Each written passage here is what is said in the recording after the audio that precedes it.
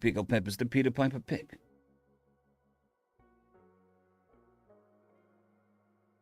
How much wood would a woodchuck chuck? A woodchuck could chuck wood. If a woodchuck could chuck wood, how much wood would a woodchuck chuck?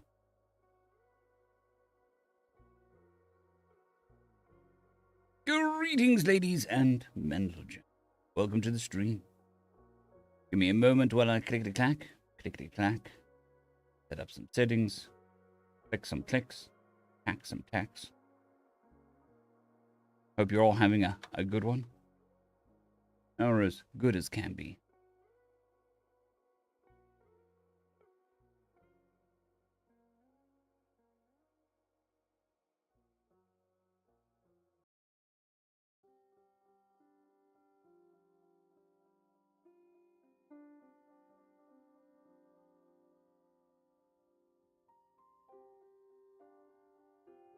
Good morning, huge dinosaur. Hope you're doing well.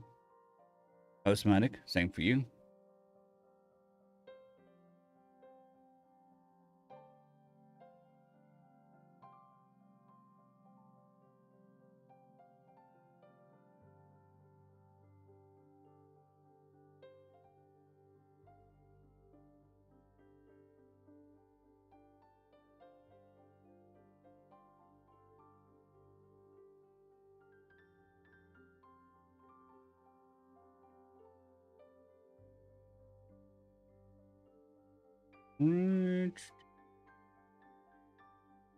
Link to share should be done.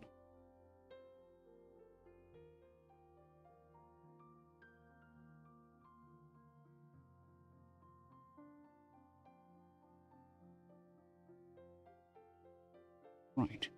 There we go. Gonna be a bit subdued today. Got a bit of a headache brewing. But the show must go on, regardless of how I feel.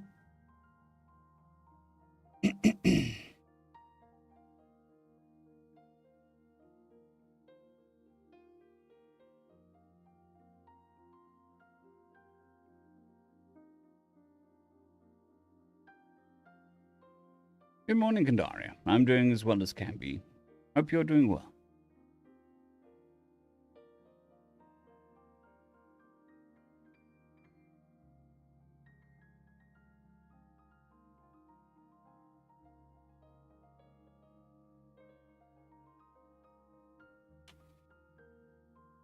Update indeed, Marcus.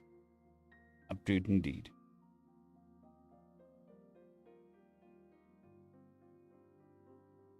Is there an update thing on Twitch?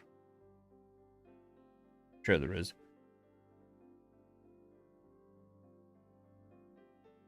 Just shows you how much I don't watch Twitch.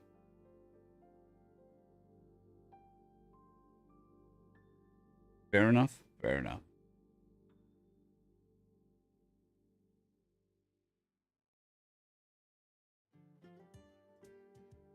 Thank you very much, Kandara. And yes, every day on the green side.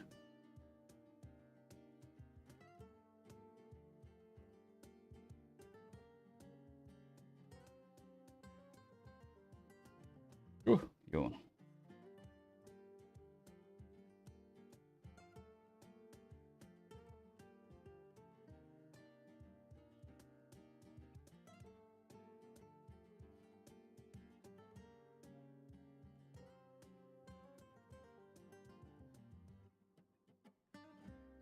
Effie. Over. Test, test, test, test, test, test. What an aggressive noise, full throttle. The OBS. It's quite an aggressive noise one. Not super aggressive, but very aggressive.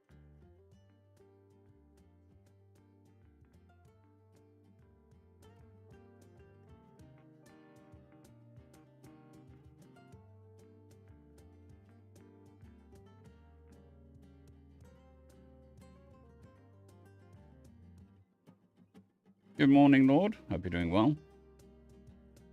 And definitely boop the snoot of the like button. Chase it around. Give it some scritches. All the good things.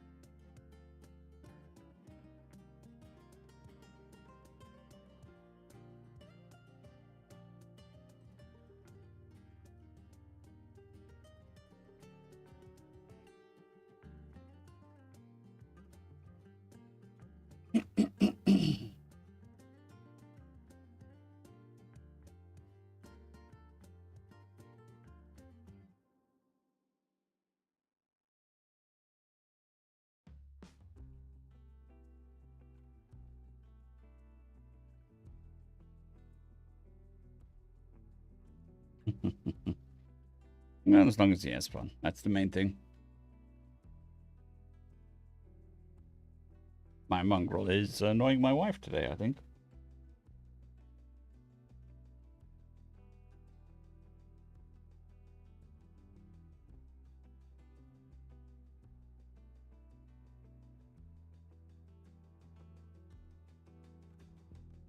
Alright, I'm going to move into the first story. Trying to get as much done before the headache gets too bad. Which hopefully it shouldn't. I have taken some medication. But sometimes that works and sometimes. I'm going to head into the first chapter. We're doing Nature of Predators. Greetings, ladies and gentlemen. Welcome to this latest narration of the web series, The Nature of Predators, Book 2. If you're new to the series, there is a playlist listed down below in the description. And as always, I hope that you enjoy.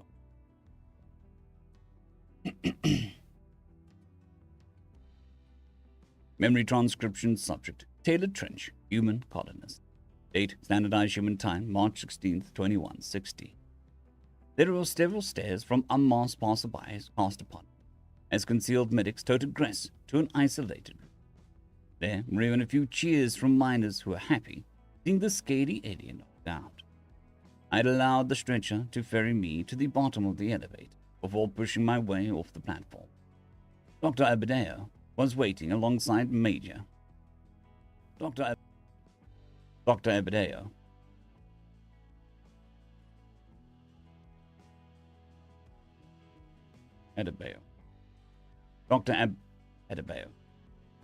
Adebayo was waiting alongside Mayor Hathaway, with both sporting full cloth masks to hide their features, in case the creep woke. I could sense the mayor's immediate withering glare as he saw me pushing my way into the room, desperate to correct my blackout moment. My head ducked with shame as I tried to focus on the physician feeding the crab's neck vertebra. Well, good news is that Taylor didn't get much power on that swing. I didn't hit anything critical. Drew a bit of blue blood here, but for the minor head injury. Drew a bit of blue blood here, but for a minor head injury.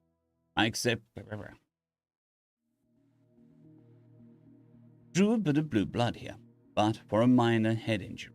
I expect Grace to awaken a few minutes after the blow. So soon, Dr. Abadeo commented. I'll let you handle the fallout, but don't be too hard on your buddy. He's concussed. His judgment is impaired. I crossed my arms. That's the least concussed thing I've had.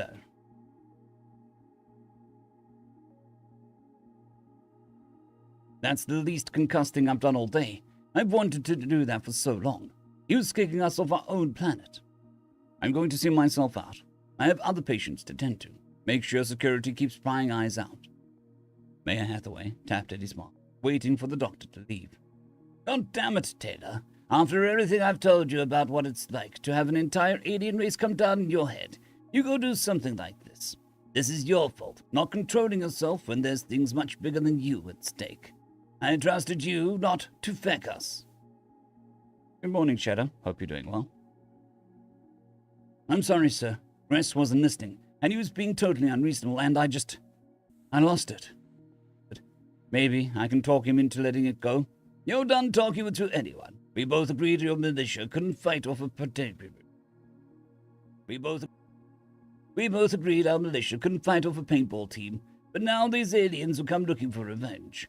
What happens when Gress doesn't return? What happens if we do let him go back? We, humanity, have to start leaving right now. You basically forced me to hold this guy prisoner, in the hopes that we can negotiate something that doesn't involve us all being killed, should they come knocking.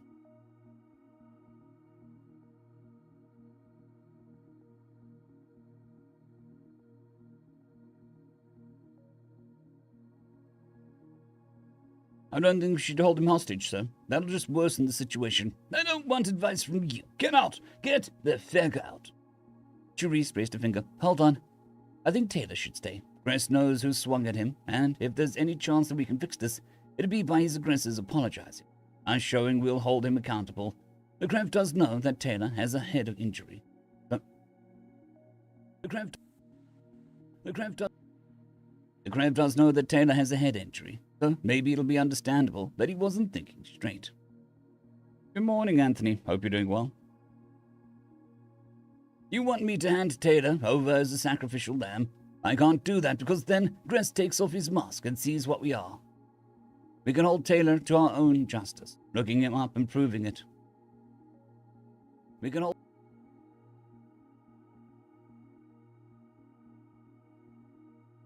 That's not good shadow, but also... Whee!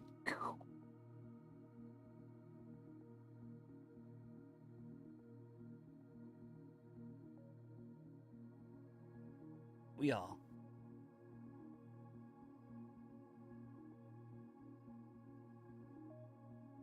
We can hold Taylor to our own justice, locking him up and proving it through an ankle monitor or something. That's only if it comes to it. Do you have a better plan than just starting? Do you have a better plan than just starting out with Taylor begging for forgiveness? Because I don't. The mayor sighed. No, I don't have a clue what to do now. I swear to God, Trench, if you do anything else that fucks us over, I'll have you executed. You'll stay and kiss up to the Screv, whatever it takes. And I don't care if it humiliates you. Our species dies if we get into it. Our species dies if we get into it with these guys. We've been hiding ourselves for so long for a reason. I'll do my best.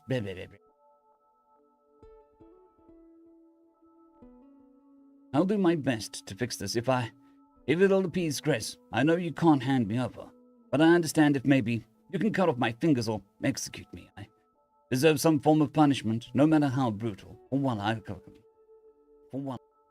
what I've cost humanity, I murmured. That would show how serious you take my offense. They're not doing that. Beyond how repugnant that would be, but it would also make us look like violent, sadistic predators more than the assault already did. Gress will be waking up any minute, and I won't be hearing. And I won't be hearing any more of you trying to lay yourself out on the train tracks. I'm pissed at you, but I don't want you dead, Beckwith. You just shut up until you're needed to show some damn... Just shut up until you're needed to show some damn remorse. I will. Cherise turned her face to address Hathaway. So, we have a problem. I'm seeing an ongoing broadcast on my holopad. Someone in my department's tapped into the screen. Someone in my department's tapped into this room's security feed and is sharing them with the entire city. They want everyone to see what we're asking the Krev. We don't have time to move him. We don't need to be airing our dirty laundry in front of the whole group. For what it's worth, maybe we should try to get some answers from Krev about who they are. After all, the prying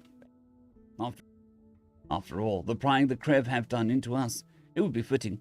I'll see what he has to say. Believe me, it's really fucking hard to protect humanity from aliens we know nothing about. We're trying to fix this and to keep people safe.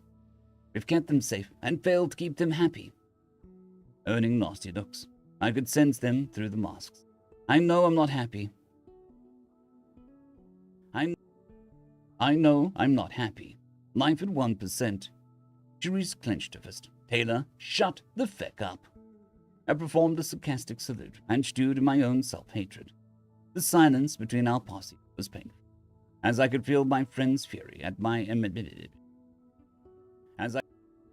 as I could feel my friend's fury at me emanating into my bones. I tried to focus on what I could do to fix the situation, which I bore the full responsibility for. The Krev was laid out helplessly on the operating chair, to be surrounded by three of us, or when he... To be surrounded by the three of us for when he came to. I was hopeful that it was in fact a minor injury that I inflicted. As much of a failure to humanity as I wasn't a murderer, or someone that took joy in the maiming of a living creature, just as the doctor suggested. Gress's eyes blinked open in a daze, before his features took on a startled expression. Gress didn't expect me to attack him, or he would have never turned his back. He believed that we would just leave without any fight. Now, I can see it in his eyes. He's afraid of us. Perhaps he already suspected humans are predators. The crab's nostrils twitched with anxiety. Hey, I can see that tempers have fled. I can see that tempers have fled. You don't have to do this. Just let me go and we...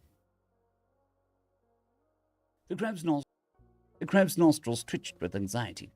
Hey, I can see the tempers have flared. You don't have to do this. Just let me go, and we can all forget about this. Just let me go, and we can all forget this ever happened.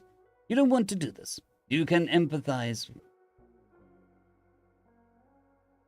You can empathize with family, right? I have a child back home and needs me in her life. I'm supposed to have custody of her this weekend, and she has a dance performance. Her name's Leka. I love her with all my heart, and I want to get back to her. Please? You try to pull on our heartstrings when you couldn't show any empathy for us, I spat. Cherise cracked her knuckles. Taylor, shut the feck up, or I'll make you shut up. Taylor Trench wasn't an accident.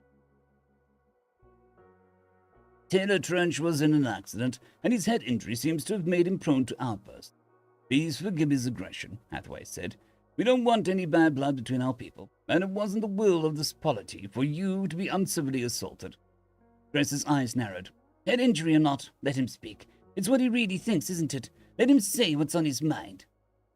I think dozens of people wouldn't have been hurt or killed if you hadn't pushed us to fork over a quantity that was well beyond what was reasonably due. You were waiting for any opportunity to kick us out. Of course we were, but that doesn't mean that we wanted for anyone to get hurt. You abused our empathy to let you land in the first place because we couldn't bear to play a part in people dying, even people like you. We wouldn't let anyone starve in space. People like us. People like us, Major. People like us, Mayor Slabber. People like us, Mayor Hathaway stiffened as Cherise and I recoiled in shock. All three of us had immediate concerns the Crep did. In fact, realized that we were predators. What does that mean? Forget I said anything. Nah, we heard it loud and clear. We heard you loud and clear. How exactly is empathy...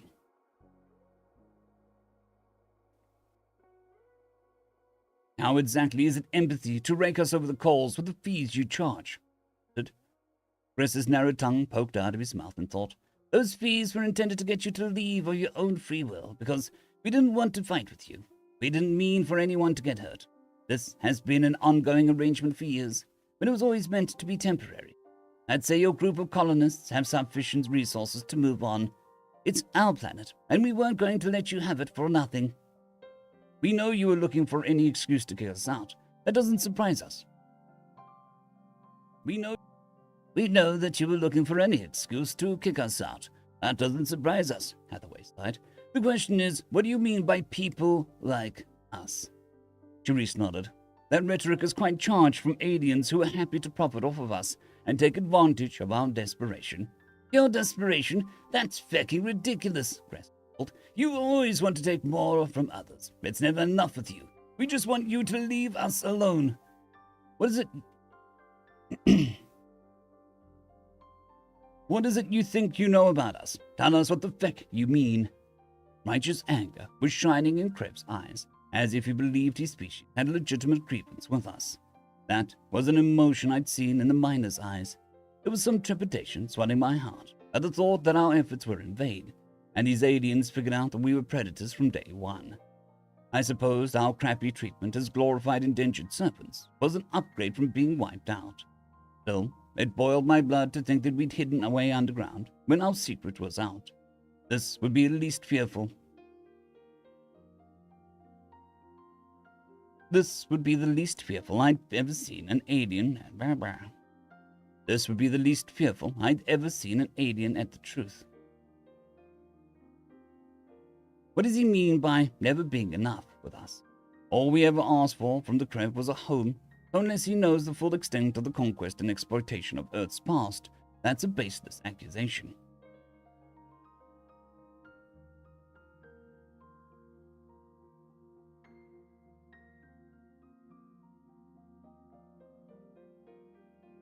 I mean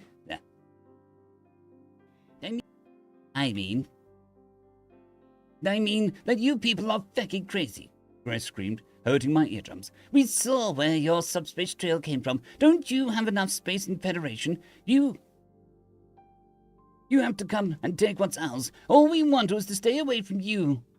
Mayor Hathaway seemed stunned. I beg your pardon? You don't like us because you think that we're from the Federation?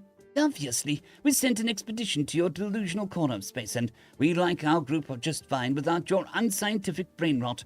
We saw exactly what you do and what you stand for. Let me say, you people should be ashamed of yourself. The Grev Consortium just wants to avoid you and fighting with your overpopulated herd, so much so that we've hidden our signals, stopped expanding our territory, and haven't accepted new members beyond our original 6. So yes, we're a little zealous in driving out outsiders, but we want you to leave us the feck alone. I don't think you understand. Oh, I think I understand perfectly. You humans are like the Civ kids, but worse, and that's why you've come here. An invasive species carried to our shores.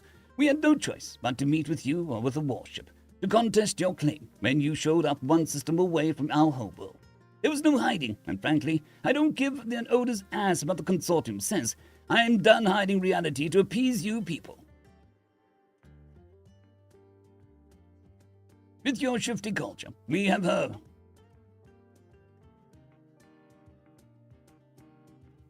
With your shifty culture, we are herbivores, but we're real herbivores, because real herbivores eat meat every now and then. So go ahead, burn me, and get it over with. The three of us sat in stunned silence, staring at the quivering dress. The Greb seemed to be finished with his rant, and slumped his head back against his shoulders. Tears swelled up in his eyes from the force of the emotions, which were mirrored by my own. I couldn't process what he'd just unloaded on us. The consortium had discovered the Federation and hid away their entire society just to avoid them. If there was a single motive that I could understand from the standoffish behavior, it was steering clear of those bastards. It was the same fear that had us chasing them off and hiding beneath these masks even now. I also couldn't believe that I heard another sapient race claim to eat meat. How would the Krev react if they saw our binocular eyes and realized that we're predators? Krev seems to agree with our scientists on what an herbivore is, but his kind are still prey folk. He already sees us as shifty. I crossed my arms. We're not Federation. We're running away from them. Taylor, shut the feck up, Mayor Hathaway warned. We've done enough. This time I think I'm doing the right thing. You heard what Gress told us. He hates them as much as we do. Him seeing proof that we're nothing like them, maybe it wouldn't scare the Krebs, sir. Maybe they'd understand why we had no choice but to come here. The Krebs squinted in confusion. What are you talking about? I could show you if my colleague Charisse would be willing to give me the key. I think we've been afraid of, angry at each other for the exact same reasons. Maybe it's time for all of us to take a step outside of that, fear. Charisse stared at me for a long moment, hesitating over what she knew I was asking. I extended my palm in a simple gesture, and with a flustered sigh, the security guard pulled the key out of her pocket. Mayor Hathaway raised a hand to stop me, before seeming to reconsider and standing back to watch it unfold. If Gress reacted poorly to what we were, then I miscalculated. However, we could hold him here, and he wouldn't be able to tell anyone back in the consortium. This might be the one final chance to earn their mercy, and I wouldn't pass up a third opportunity. I gently plucked the key from Charisse's hand. You don't have to be afraid of us, Gress. We're the same people we always were. Some people in the Federation think we're monsters, but we don't want to hurt anyone. We just want a chance to survive, and we can't change certain things about ourselves. Heaven knows I wish we could. You're finally going to show me your face? Drop the privacy bullshit? The Krev asked. Yes. In a few moments, you'll know exactly why we kept that up. In a few moments, you'll know exactly why we kept up that bullshit. I cast a final glance at Charisse for encouragement, and noticed that she turned her head, unable to watch from nerves. I drew a deep breath, knowing full well that this next action went against everything that we'd been taught about how aliens reacted to the sight of us. This was a herbivore from an alien conglomerate who'd taken us to the cleaners. We shouldn't trust him. Somehow, I managed to fit the key into the lock and turn it loose. I slowly raised the face covering my head, staring straight at Gress with the full weight of my binocular gaze. Shock spread across Grev's face. Once he glimpsed my cut and between... Once he glimpsed my cut and between skull... Once he glimpsed my cut and beaten skull, there were no screams at the intensity of my pupil, accelerated breath at my harsh features, or any motor reaction that belied fear. Grev simply seemed stunned by our true appearance, and soaked it in for several minutes. I felt vulnerable and exposed under his judgment, waiting for him to pronounce what he thought of our species. The surprise and strange amount of disbelief hadn't left his eyes. Wordlessly, he gestured with his tail to my gloves. I thought I understood, slipping them off my hands and revealing my feeble fingers.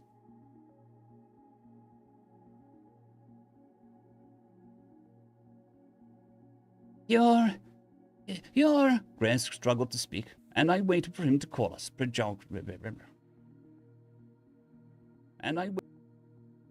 And I waited for him to call us a pejorative word we despised. Predators? Primates. The hands confirm it. How did I not recognize your appendage structure? The mayor hesitated, lifting his mask off to reveal his The mayor hesitated, lifting his mask off to reveal the skeptical expression. You know what primates are? We do. We definitely do. There are other primates out there, I asked. Yes. I know you just clubbed me over the head, and were absolutely furious with me. But you're adorable, Taylor. What the heck? How could I speak to you like that? Now I feel so guilty. I probably should explain before I make a fool of myself. To be clear, I'm quite aware that you're sapient, and this might be weird, but you know the odors? You know the obers. They're non-sapient primates from our homeworld, and we domesticated them. We keep them as pets. You what? I didn't see this coming at all. I'm not sure what the feck I'm supposed to say to that.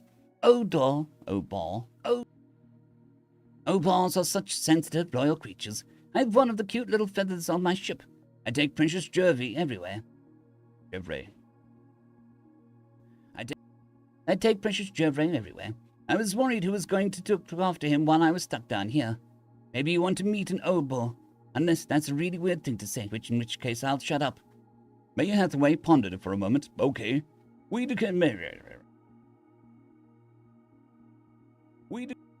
domesticated animals too, or at least we used to, so we understand. Take us to your ship, but don't touch any buttons. Splendid, frankly. Now that I know that you're primates, you can stay forever. I can't believe it. Real primate people, it's a dream. You're not prepared for how much the Krev are going to want to, help. Well, pet your fuzzy hair, Spot. We've never seen primates as furless and babyish as you, but, I just said it out loud, didn't I? Pretend I didn't. It's so true. Let's go introduce you to Jevra. Lead the way. We'll show you part of the city while you're at it. Cherise undid her mask, turning to face me. Are you going to be all right to walk, Taylor? I'll like to come, but could use some help. Okay, well, you get the wheelchair or something. I imagine you'd kick yourself not being able to feel the sun on your face at long last. You know me too well. Thank you. For the first time since 36, I allowed a glimmer of genuine hope. Heart. That we could carve out an open life similar to our culture on Earth. It seemed that the Krev had misjudged humanity, and that we'd misread their attitudes towards our colonists from the beginning. We'd never needed to hide our faces at all. By the sound of it, perhaps from what had been powder keg awaiting to explode, humanity could finally get some help in our quest to survive and rebuild our species. We could learn more about these alien neighbors. Once they weren't delusional like the Federation. Ones that weren't delusional like the Federation. And we could tell the truth about why we'd come to this system in the first place. End of chapter. Doop doop. Right, I'll be back in a moment. Oh, there's a bot. Goodbye, bot.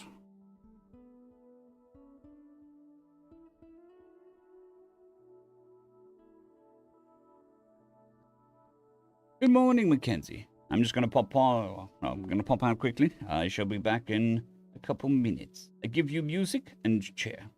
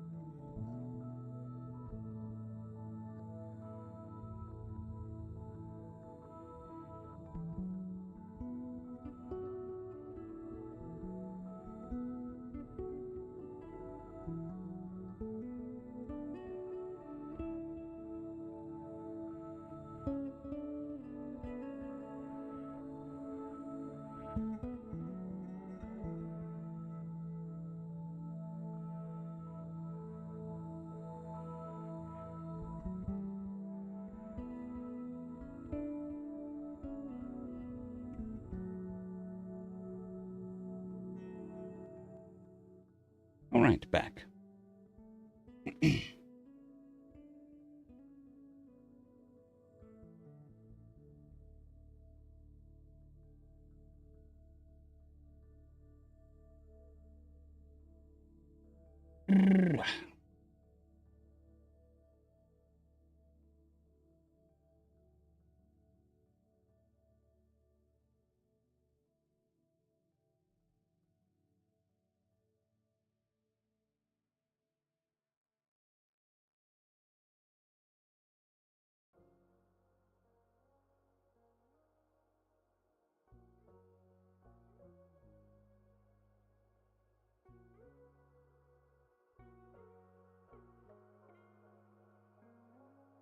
Yeah, it's book 2, Mackenzie.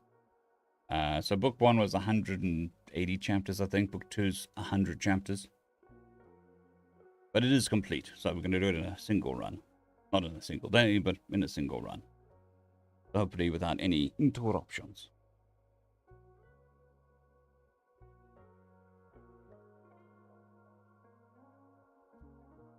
Not as far as I know, Death. I think it's still being written and published. But we'll get there eventually.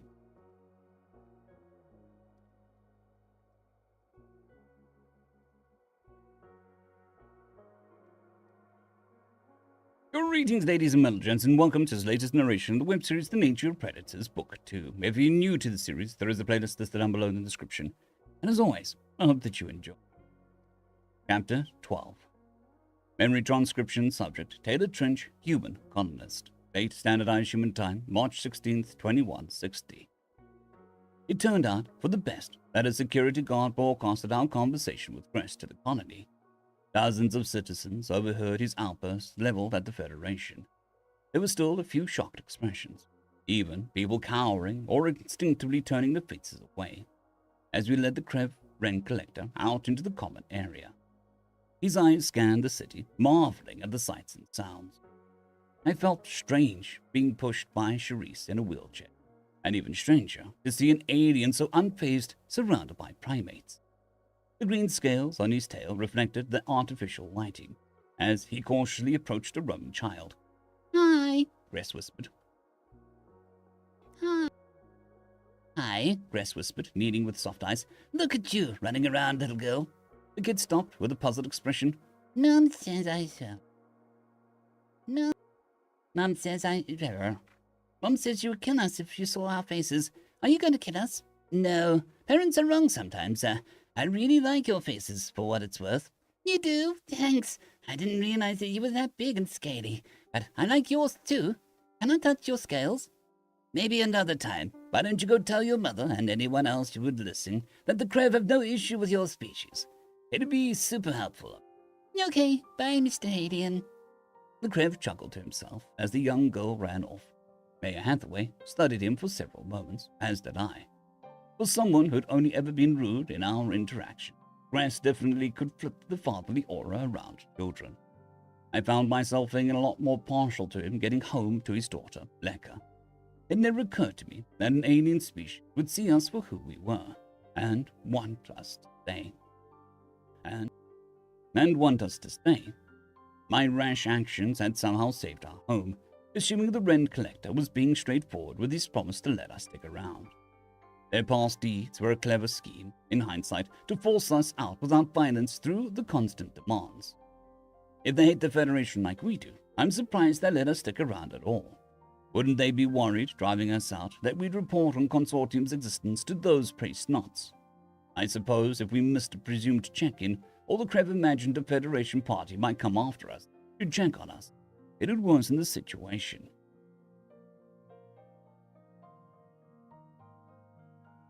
"You poor things, what did the Federation do to you?"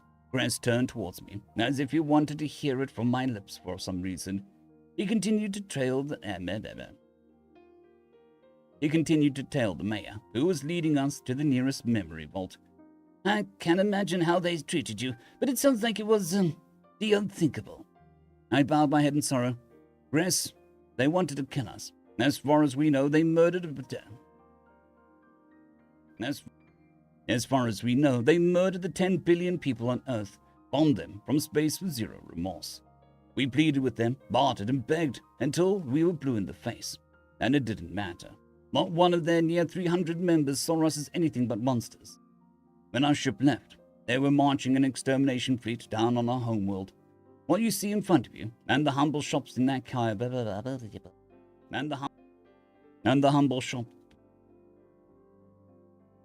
humble shops in that cabin, it's all we have left of humanity. We have videos and music, images of our city. Little pieces of that history Taylor described, she recited. Every species couldn't bear to the sight of us, though we swore never to show our faces again and give aliens the incentive to slaughter us. The crab's eyes watered as he swiped up on a hologram of Earth. That's awful. I'm so unspeakably sorry. I had no idea. If your world had been in our space, I know it's zero consolation, but it would have been different. I'm grateful that you've decided to trust me to see what you once were. We all work towards the colony. There is not much room for expression or experimentation. Sighed. I feel as though I want something so much more than feel guilty for wanting that crap. You can have more. From here on out, with your permission, I'm going to bring this atrocity to the consortium's attention. The Krev can help you, friends. Refugees will be... friends. The Krev can help you, friends. Your refugees would even be welcome if any of you wish to integrate with our society. On our homeworld, Avor, I understand you might not want any people leaving, with preserving your species in mind. We can help restore your numbers, build up this world, and provide you with anything you need. You won't have to worry for a thing. You can express yourself to your heart's content. Mayor Hathaway narrowed his eyes. With respect, how do you know that your people will go along with this? Because I know they'll love you. Even if you were a different species than primates, we'll protect anyone who wants to avoid the Federation. You say that like it's a known fact. Does that imply that you've taken steps to hide a level? Does that imply that you've taken steps to help other species before? My question. That's complicated, Taylor. The consortium is committing to stopping any of the races from being found. I'll say that. Hearing what they did to your innocent humans. Hearing what they did to you innocent humans. On the basis of your eyes and presumably, if you're like our obos, your diet. I know we made the right decision with the Jaslip. I know we made the right decision with the Jaslips. Jaslips? What decision? I want to know what exactly that means. There are 6 species that are part of our association, with the Jaslips being one. It means that we prevented the Federation from finding them. It was controversial at the time, but your story proves that it was necessary evil. It was controversial at the time, but your story proves that it was a necessary evil. Why don't I tell you the rest later, when I go over each of our allied species that will mites. When I go over each of our allied species that you'll meet.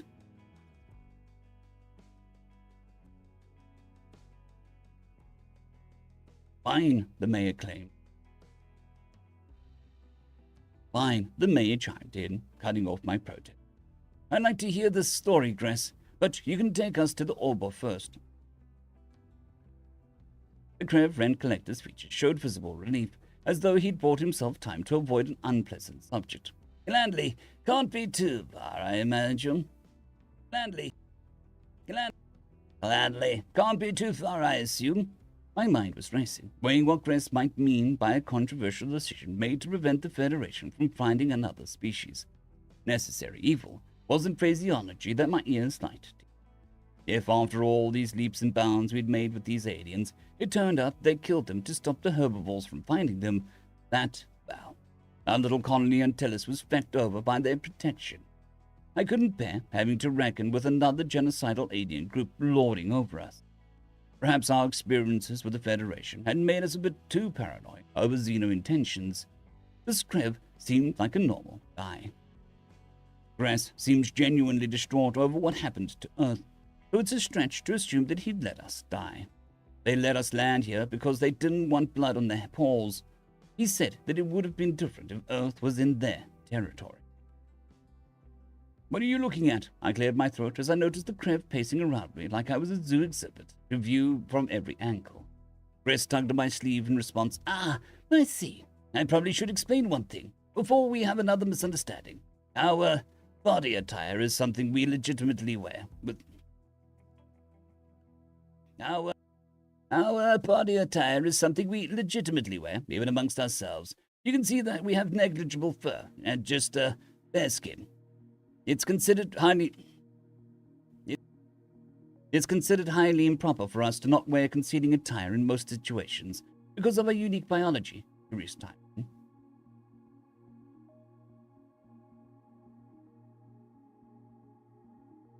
Yes, we are generally a private culture.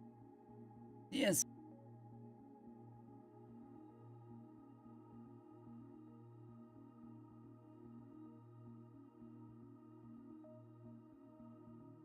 It's considered highly. Our body. What are you looking at? Chris tugged at my sleeve. In response. Ah, I see. I probably should explain one thing before we have another misunderstanding. Our body attire is something we legitimately wear, even amongst ourselves. You can see that we have negligible fur and just bare skin. It is considered highly improper for us to wear concealing attire. It is considered highly improper for us to not wear concealing attire in most situations because of our unique biology. Jurish chimed in. Good morning, Joseph. Hope you're doing well. Yeah, we are generally a private culture. This isn't about not trusting you. Check our relics from Earth, and you'll see it's ubiquitous across all our daily lives. Check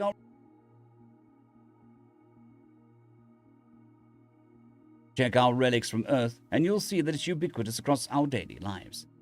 Chris stepped away, trying to keep his paws to himself. Noted. I was simply curious if they had some sort of special meaning, or if they doubled his armor. It means warmth, not getting sunburned, not signaling less than public intentions. If you check our films, there is a particular scenario where you'll see us without garments. I'm not a bashful person, but I hope you won't make me spell it out. Less than oh, it's part of your, oh no, I understand. Okay, so, who wants to feed the Juvra? Who wants to Okay. So who wants to feed Jufra? I've got a nice bag of dried insects for him in the kitchen. You can, hold him if you want. A very nice Obar. And it's an elevator. We'll be at the ship soon. He'll be at the ship soon. Time for a tour. Press is easily embarrassed. That's good to know. I'm glad he didn't decide to keep playing 20 questions, for what it's worth.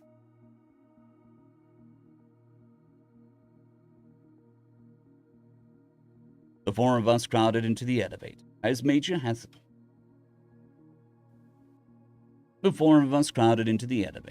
Mayor Hathaway gestured towards the metro tunnel, commenting that the drill accident site and the miners were past that transit line. That brought back images I was trying to force out of my head of the accident I'd caused and how Caper was dead now because of that. I needed a more uplifting focus. My face turned skyward, waiting for the long-anticipated feeling of rays of natural warmth striking my skin. The ascent brought me new energy, as my antsy feet kicked against the supports of my wheelchair. When the doors swung open, I was ready to taste the outdoors on my lips and to feel the sand between my toes. I bared my fangs in one of those toothy grins that the Federation thought was so ferocious and slid off my boots with laughter. Gress watched us, off-balance. Gress watched as, off-balance, I stomped around, coating my toes in the grania and putting up clumps with my feet. Therese hesitated before crouching down and grabbing a handful of sand. She let it slip between her fingers, without any gloves between her palm and the dirt. I whooped and hollered with delight, hearing the thunder of my voice echo into the distance. Several farmers and technicians who were out of the loop were gawking at us. Mosques pointed at us directly. My dizzy head caused me to stumble onto my knees, and, like a madman, I kissed the coarse dirt against my lips. I felt alive. The crab watched with a strange emotion in his eyes before placing a paw on my back. You've forgotten what it's like to be outside, Gress gasped. No wonder you don't feel like you're fully alive. It's cruel to keep any primates penned in a small area for long. I dusted myself off, popping back into the chair. It feels real. I want to run I want to run to the horizon, climb a mountain. When you heal up, you can. The crab waited for Charisse to drift back behind my wheelchair before leading the way to the landing. With how quickly the alien tried to scurry off this past. With how quickly the alien tried to scurry off in the past. I hadn't thought that he would ever invite us into the area. Gress paused by the entry airlock, opening it by a scale scan of his tail. The barrier zipped ajar with mechanical rapidity, and the rent collector stepped over the threshold. I admired the minimalist nature of the hallway to the cockpit. Luxuries and supplies were kept exclusively to the wings, while the cargo bay was used to transport large shipments. There was no sign of a pet primate, though Gress was calling Juvra's name. I wondered which variant of Obers would be like. I wondered which variant the Obers would be like. Nothing too uncanny and violent like chimpanzees. The crab seemed to take a scurrying noise to his left as a sign of Juvra's presence, jogging into what appeared to be a kitchen. My eyes saw movement near the low ceiling as a hairy creature with light auburn fur was scampering down for the cabin. The Ober couldn't have been more than 2 feet tall, with a slender tail, a sunken nose in his pinkish face, and beady binocular eyes. There had been no trickery to get back to the ship, like the cynical part of my mind. Like the cynical part of me suspected in the back of my mind. Gress truly had a pet primate. I suppose he couldn't have faked the look that he wanted to smother us with love. I watched as the creature stared at us on the countertop, and his lips curved into a happy smile. Ah, Juvra recognizes us as primates. He likes us. Gress said that I could hold him. That is too adorable. It makes me wish that we still had our own pets, like we did on Earth. I rose from my wheelchair.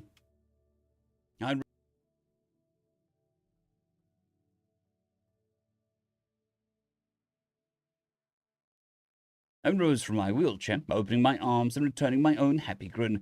Come here! Juvra shrieked, lunging at me and latching onto my face. With an opener attached to my skull, I stumbled backwards and tried to pry him off with my hand. What the fuck was wrong with this thing? It had been friendly moments before. Gress's plan couldn't have been for his pet to attack us and take us out. He should have warned us that it was a junkyard ogre. I yelped and crashed back into the wheelchair. My fall was awkward, while Charisse and the mayor tried to help me remove the stubborn fiend attached to me like sticky glue. The crab gasped with what seemed to be an alarm.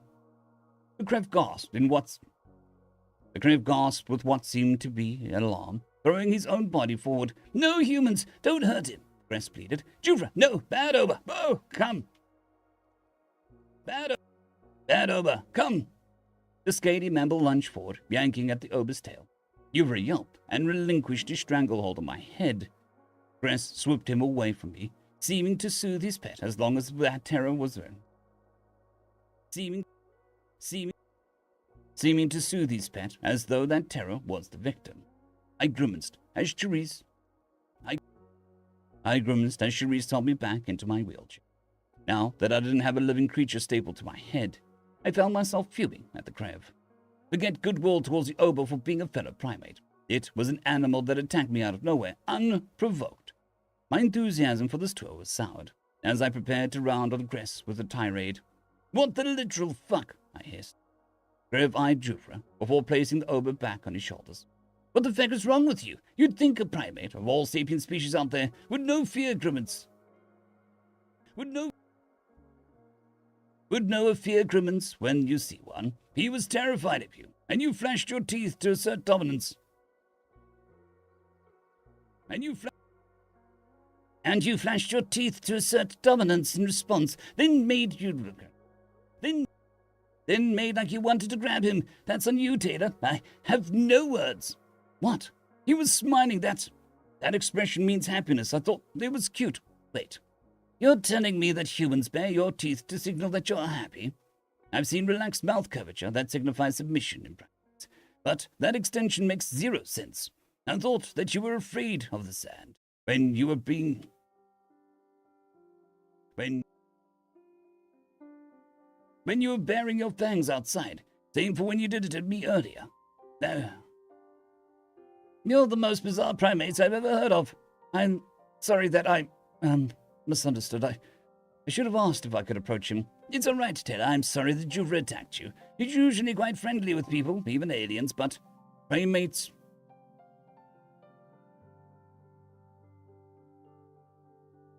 Primates don't like other primates, Major. Primates don't like other primates, Mayor Hathaway chuckled, and we're territorial. I scowled at him. Stop laughing. You're the one who got your head taken off. You're the one. You're not the one who got your head taken off. Unfortunately for us, it's still attached to your shoulders, Sharice snickered. Chris tried to mask his own amusement. Are you all right, Tacia? I'm aware that you have a pre-existing head injury. I'm fine. I'm just swell, I grumbled. Good. I suppose that you've gotten a taste of what it must have been like for early Krev to domesticate the oboe. Primates are, known to be extremely aggressive and violent animals in the wild, which is why, frankly, I'm surprised that you didn't club me over the head sooner, Tacia. I'm more willing to forgive the act than... I am more willing to forgive the act with that in mind. That's not an excuse for us. We're sapient. Whatever the Federation said about us, we're not, out-of-control animals. We're just a little prone to strong emotions. I understand that. My point is the oboes weren't easy to mellow out at all. They figured out they could use us for food, and their species was close to extinction, so living with the Krev probably saved them. They're lucky we're stubborn shifts. They're lucky that we're stubborn shits. The first oboes would bite us from a community. They're lucky that we're stubborn shits. The first oboes would bite us as a form of communication. They were destructive as can be, and completely uncontrollable if you weren't domesticated over centuries. If you weren't domesticated over centuries, then I can imagine humans have those tendencies. Sharice smirked. We actually are domesticated, self-domesticated. We chose to select for more, docile behaviors over time. We even show forms of mutiny. We even show forms of mutiny, which means juvenile traits that stay until adulthood. That must be why you have so little fur and such short canines. Little Juvras probably have bigger chompers than you. That's why you're so cute. I heaved a bewildered sigh. Thanks. I guess this beats having aliens tell us how terrifying our canines are. But it's also kind of weird. I'm sorry. I'm just excited. You're so goofy and furless, and you have all these weird traits. I'm getting carried away. It blows me away who you really are under those masks. After all the awful things I imagined about you, every Krev needs to know.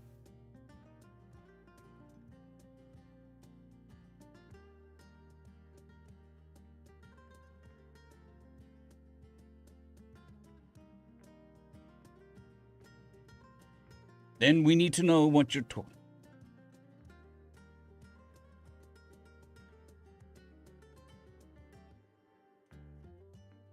Then we need to know what you were talking about earlier with the jazz lips, Hathaway interjected.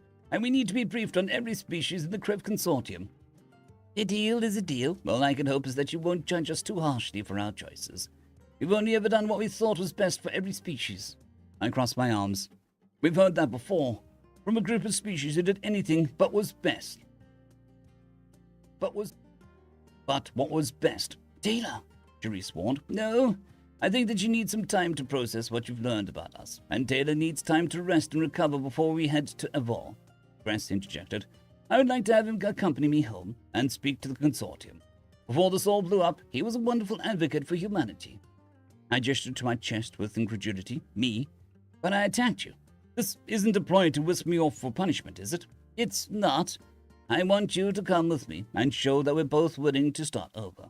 I'm going to need some trust from all of you, but I'd like some time to think of how to explain our Jaslip rationale. I'd also like to send word home that I'm all right, so that they don't send a pissed off fleet. When Taylor is healed up and I've cleared your arrival with the consortium, we can set sail, and then it'll be an appropriate time to brief you. My eyes rolled back in thought, given that I'd been the one who'd stopped the Creb from speaking, right when he was about to divulge the truth. It might be the best if I agreed to. The entire whirlwind of waking up in a medical bay, the tense encounter with Gress, and discovering his true feelings on primates and the Federation had left me exhausted. The others would be fine. The others would be fine, but if I was the one he insisted on bringing, I needed to be in a better state to process whatever he was going to say on Jaslips.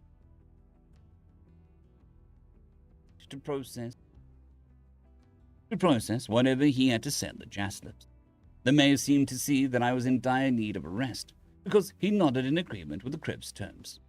Very well, I'll send Taylor to Avor to plead humanity's case and request assistance in one condition. Very well, I'll send Taylor to Avor to plead humanity's case and request assistance. On one condition, Hathaway said, after exchanging a look with Cherise. You take Cherise Benson with you as well. I don't feel right sending Taylor alone with his recent behavior. The security guard raised her eyebrow.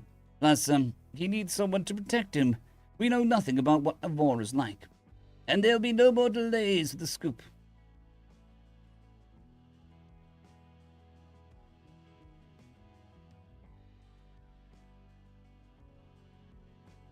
And there'll be no more delays with the scoop on your controversy.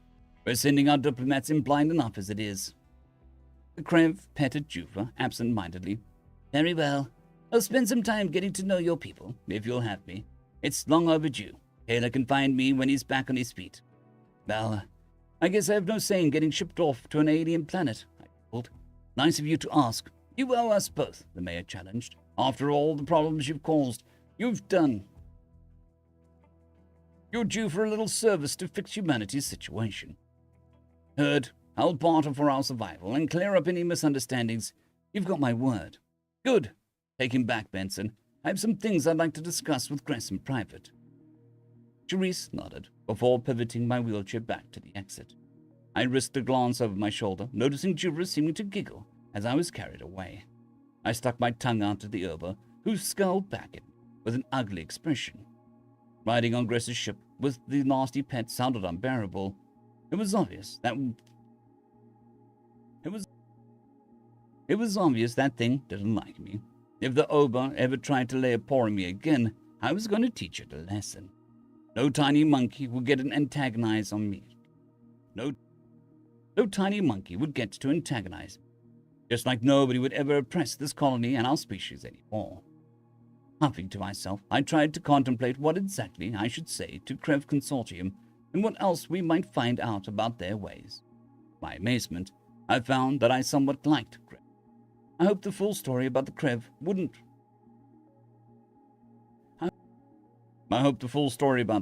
wouldn't make me regret the generous investment. End of chapter. End of chapter.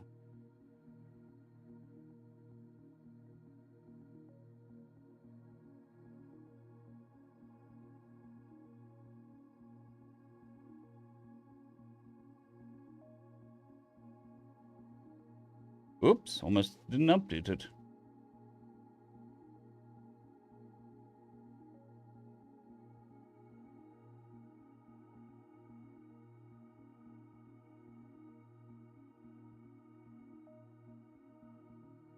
Ooh, big stretch.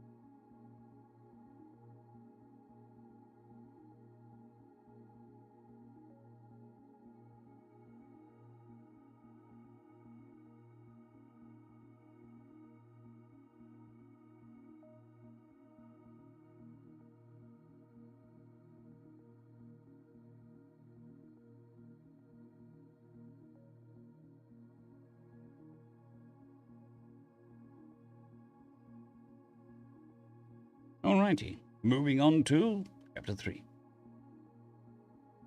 Or the third chapter for the day, whichever one you prefer.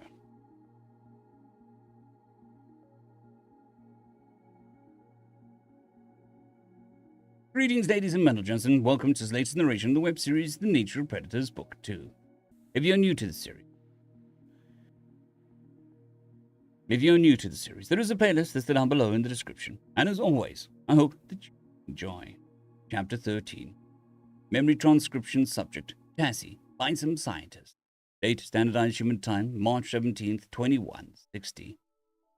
The hotel was difficult, seemingly tailored to extraterrestrial clientele. This venue must have been where diplomatic guests from across the galaxy were brought in. Certain floors had unique environmental controls, from what Dustin explained. Perhaps some of those could be used for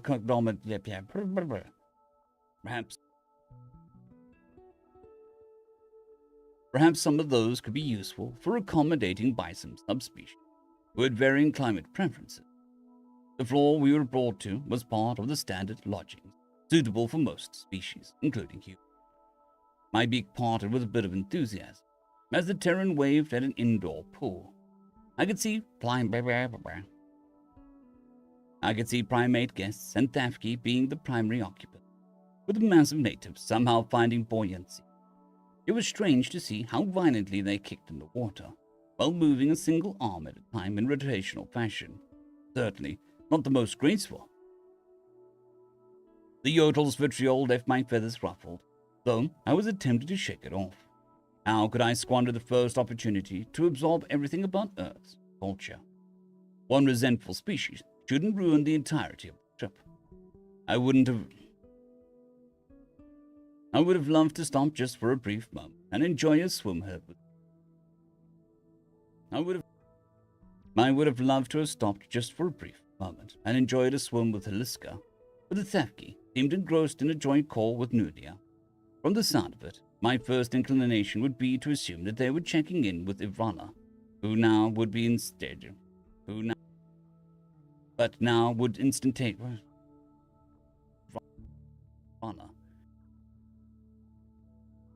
But how would instantaneous communication across light years be possible? I decided to keep my thoughts to myself until a proper opportunity to question our hosts arose. The spaceships take time to tunnel through space, as best as I understand it. The only way I can imagine FTL comms working is quantum entanglement, some variant of it. That's a bold assumption, though, even though Salma, in the frigid polar environment, had trouble keeping it cold enough for quantum computers to function at all. General Naltor certainly had a brooding look at his face throughout the entirety of the trek to our quarters. Dustin, meanwhile, was busy going through a speech about having room service laid out in advance. The thought of tasting Earth's culinary delights excited me. After all of that walking, I was downright famished. I decided to trust our hosts. If he said that we could eat their food, the frozen fish they'd thawed out back on ship hadn't harmed us. The frozen fish that they thawed out and back on the ship. The frozen fish they thawed out back on the ship hadn't harmed us, even if the flavor of it was a bit reductive. The invention of modern fishing techniques was a cornerstone moment for bison history. I wondered when and how humans began trawling their oceans. Dustin, are you sure that the Heliska will be alright with fish being served to us? I don't want to impact her trauma.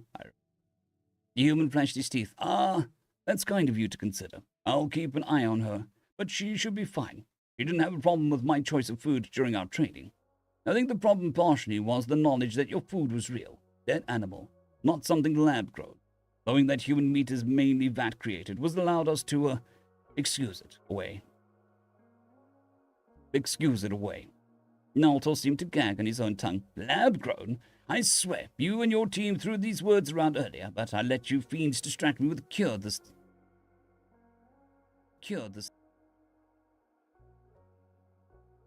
predator that crap. I was ready to agree to anything said.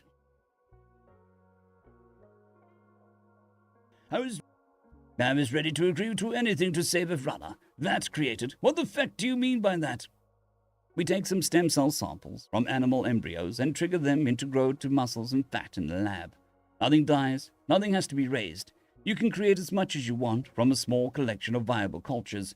It's allowed us to supply food to a rapidly growing population and give our oceans a rest.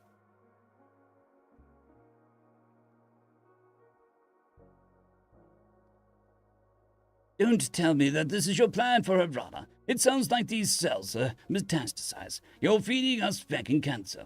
There's no chance this unnatural crap is safe, or something I would knowingly put in my beak. It's nothing like cancer. It's inducing a natural biological process. Cells for life forms are meant to replicate. Actually, the crap that causes cancer is probably the growth hormones that you use in your farms. Our practices are sustainable. They save land that we need for agriculture, and we can even control how much saturated fat winds up in the final product, making it healthier. I tilted my head and thought, I can see several advantages, Naltor. We're deeply overfishing our oceans, and this technology could help us. Plus, I doubt they'd eat it themselves if it was dangerous. If this makes Heliska less uncomfortable, then I'm all for it.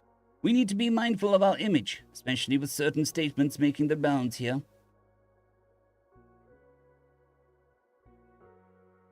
We've done nothing to have an image problem, except exist, the Salmo General challenged. Though I don't know what those Tacia fackwits have done, I don't think they've had any positive contributions to Evrana in our entire history. You're correct about existing, Daltor. Who's talking dust. You're correct about existing, Naltor, but perhaps you should reconsider your hostility towards Tacia. They probably don't feel too positively about Salmo or Vitrala, since you both tried to invade them. There used to be 4 subspecies of bison, That was before the other nations pillaged Nulnum. That was before the other nations pillaged Nulman. Wouldn't the Tacia have shared their fate if you weren't driven back? Dustin countered. That was a long time ago. My country didn't even exist back then, and the Vitrala had a damn fiefdom in those days. I thought you weren't here to judge our history. That you wanted us to not judge yours. That you'd made your own mistakes. I'm not judging your mistakes. I'm encouraging you to understand the different perspective from your own. There's no reason you can't learn from the past's lessons. Failure to do so makes it inevitable that they'll happen again. That's all and well, Dandy. That's all well and dandy. But if you want to talk about the past, the Tacia are reclusive and sketchy as kale. Lesman is considered to be on good terms with the war-happy nomads just because they'll humor conversations with us. I've always thought that they were a threat to our peace, that they'd be the last to ever want bison unity. Now they're proving me right by fucking up first contact. Concern caused me to clutch my flippers to my chest. There is no need to get so defensive, Naltor. No, we don't even know what the Tacia have done. It's all right, Dustin assured. We should wait to have all the facts. I think I already know what I have to suggest. If it's as bad as the Yodels say, we need to approach the Tacia, or all chances of getting into the Sapien Coalition will be gone. Arranging a parlay on Ulsh, we can't afford such biases. We have to go there. That's suicide. So is letting Evrana die. With the up-ice climb we already have, we can't afford more opposition. I won't let first contact be ruined. I appreciate your passion. Heliska and Nuria are conferencing live with our monitoring station.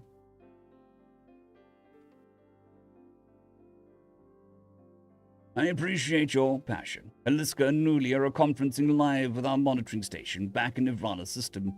Dustin's words offered confirmation of FTL comms. Makes it much easier for them to communicate across the coalition, I imagine. Makes it much easier for them to communicate across the coalition, I imagine. And it'll help us stay in touch with Earth. Let's take this into a private venue. This is one of your rooms here. We'll see what my teammates have to say, and we'll make a plan to get all of the nations on our side. The Gojid sociologist was jotting down several notes for herself, while the Thafki seemed to be listening intently to the latest intel from Evrana. I couldn't help but wonder how the people back home were taking the news of first contact. It was clear, given how standoffish the Tacia were behaving, that not all Bisons were welcoming our visitors with open flippers. It was my hope that the Malay Huddledom and the Confederation of Vitriol were a bit more receptive to aliens. The less sane diplomats must be working overtime, banking on years of forged relations to make the other nations amenable. Did we have an inroad with the Tacia? How were the other countries handling the fact that the visitors only contacted us? Aliska looks worried, and I don't think it's about the fish. That can't be a positive sign. Dustin clapped his hands, finding plates set out under the metal tray. Ah, food is here. The one with the green sticker is for you, Lally. Dig in, please. Neltel didn't look exhilarated about sampling the offerings after learning how they were sourced. So I decided to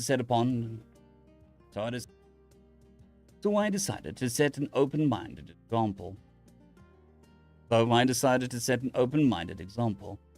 My flippers grabbed a human culinary tool, and I dove into the tender fish cutlet. It was delectable, juicy, and falling apart in my beak. Finally, giving in to the pleas of his stomach, the Selma General took some miserable bites from his own serving. The Sapient Coalition hosts picked up their meals, more focused on conferring amongst themselves.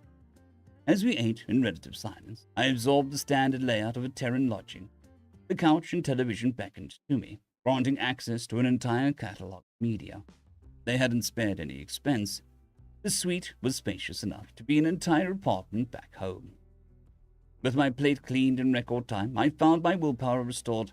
Thank you for the meal, it was lovely. We appreciate the generous accommodations. Don't mention it. We want you to see the best We want you to see what the best Earth has to offer. Need some reason for why you'd want... We want you to see the best Earth has to offer. Need some reason for why you'd want to join us with all our baggage, Dustin told. It seems that we have our own problems too. If you don't mind my forwardness, it's my job to ensure that first contact goes smoothly. I need to know what's going on back home with the Tacia nomads and the other nations.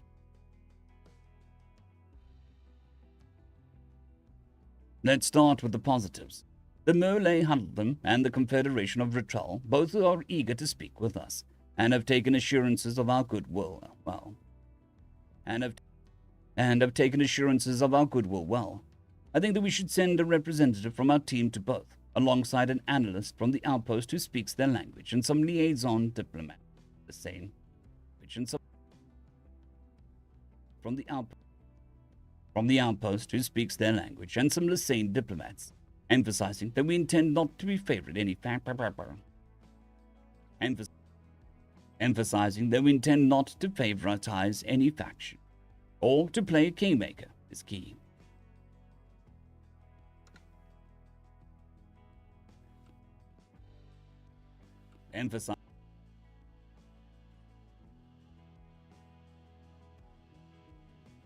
Emphasizing that we intend not to favoritize any faction or to play kingmaker is key. I like the idea of opening channels with all nations. I'm sure you know, but we warned the Huddledom. I'm sure you know, but we warned that the Huddledom are hypersocial, and their frigid environment would be hazardous to you. We are well aware, Nudia, that there's a reason the analysts we trained in each There's a reason the analysts we trained in each pole's huddled tongue were jaw. They would be able to handle the temperatures, whereas I was planning to volunteer as the landing party's representative. I don't mind wearing an environmental suit. Aliska can handle the Confederation of Vitriol, who have the closest ties to your country.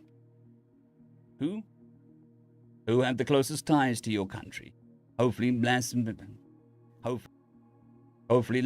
can help coordinate a reception.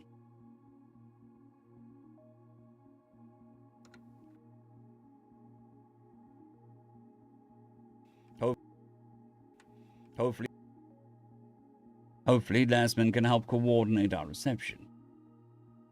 Gerald Neltor set down his fork. I can make arrangements for your safe passage, but I can't go with you to Selma territory. The Huddledom sees me as a traitor. I was the first officer of my country to defect to a nation created by Vitrala. I wouldn't be welcome there, though Tacia shouldn't have the same issues. We've done background research on you both, Heliska commented. The disclosure is appreciated, nonetheless. Given that you read minds. Given that you read minds, I shouldn't be surprised at your disregard for privacy. I think they just wanted to know who they were dealing with. Outside, they'd want something resembling a background check for the first Bisons to cross their borders. Lulia drummed her claws on the table. It's also that understanding you on a personal level helps us to avoid offending you. We're setting the groundwork for relations between our species. If anything goes wrong between us, it could spell diplomatic catastrophe. We're committed to making sure this entire process... We're committed to making sure this entire process goes as smoothly as possible. There's enough complications as it is, Dustin said. Lulia, tell them what the Tacia said in their public address. I guess I get the joy of being the messenger. I had to tell them about the Oxal and Earth being almost knocked off. You're getting a softball compared to that. You do have a point. The Tacia hadn't been communicating through diplomatic channels, right up until the point they released a statement on their government account. In essence, they stated that Bison shouldn't trust the alien, and that they'll defend their territory from threats from the stars. It's in line with their standard distaste for outsiders, yet it's brazen to outright threaten to shoot us on sight. Less sane diplomats haven't been able to reach them since then, either, so we can't even talk it through. How could the Tacia be so blind to the bigger picture, treating a non-Bison intelligence like any other outsider to be shot down? There are too many opportunists for our entire planet. There are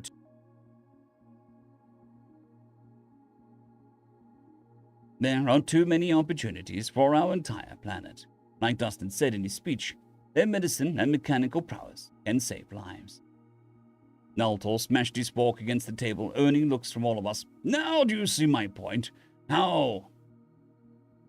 You can't just fly off for a civil conversation, Dustin. Tell me, how much research have you done on the Tacia? Did you observe more than them than we all know? What Naltor is saying is that, even in the internet age, the Tacia haven't linked up with the rest of us. They seem to have their own isolated network. The nomads talk to our diplomats, but nobody lands on their soil. They put metal overhangs atop their cities, just to hide them from the satellites. There's not much we can tell you about their culture, apart from the fact they migrate from city to city, and have one of home for each season, I commented. Ooh, excuse me.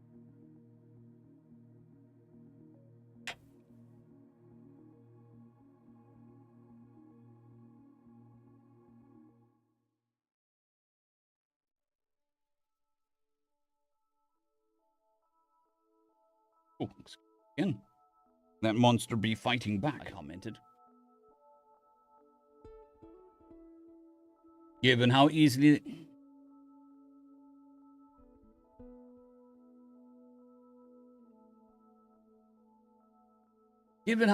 they acquired all of the data about us, I was hopeful our alien friends might be able to shed some light. Nobody can say why the Tacia do anything, but they're fucking strange. During the old space race, never having tipped off any interest in the stars, they launched the first rocket to Avrana's orbit, before computers were invented. Then they went to war with the world of annulment, when they always kept to themselves. Sadly, it was meant to be theirs. Tell me, does the Sapien Coalition have any inkling on the Tacia's ways? Dustin grimaced. Well, no. Those things are mysteries to us as much as you. We attempted to tap into their network, but were unable to crack their encryption, even with quantum supercomputers. It's impressive. The Salmon's expression was priceless. You're telling me those nomads were unhackable when you got through our military-grade encryption like it was nothing? Yes, that's exactly what I'm saying. We only learned their language through your database. Their computer technology exceeds what we would expect from Bisons, given its recent discovery, Lulia commented. It's possible that your date and the advent of computers... It's possible that your date on the advent of computers is wrong altogether. That would answer your rocket mystery. And possibly... And possibly why they're reclusive, but not why they conceal their technology level from all of you. Aliska lashed her tail, pushing a fork full of greens around a plate. Again, we can only speculate. There must be some kind of reason, cultural or otherwise, for the isolationism.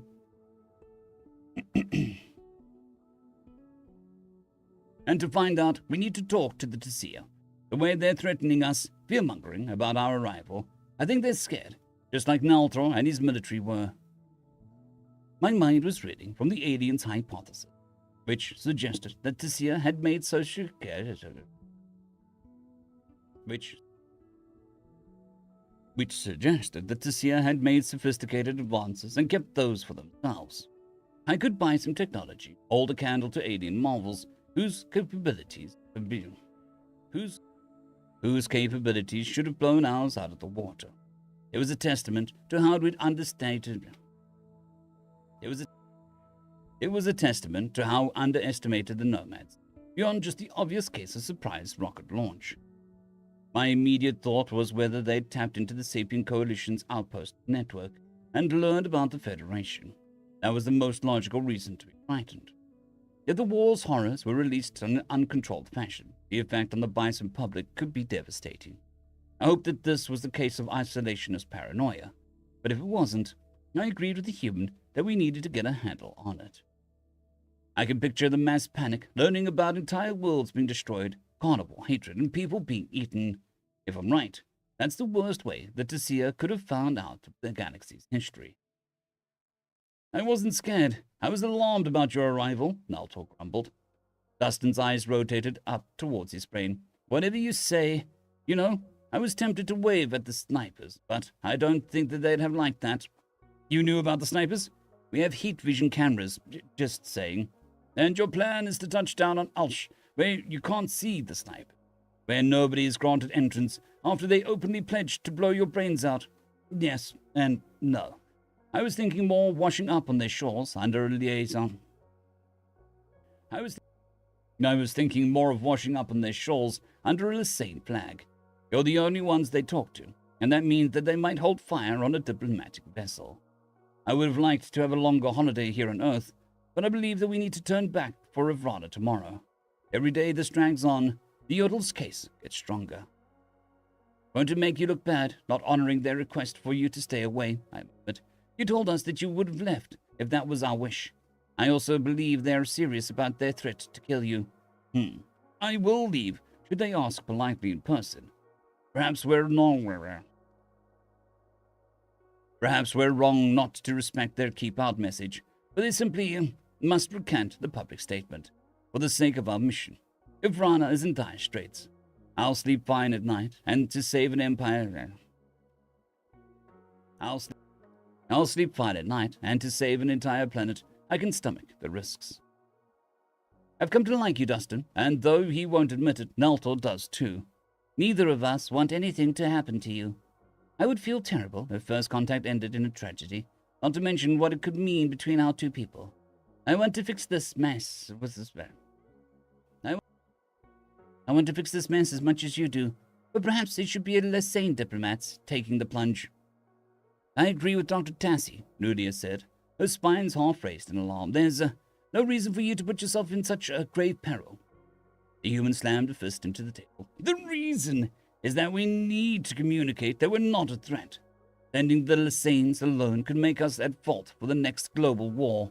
Whereas if I go, it's just one of their ships. I believe in bisons.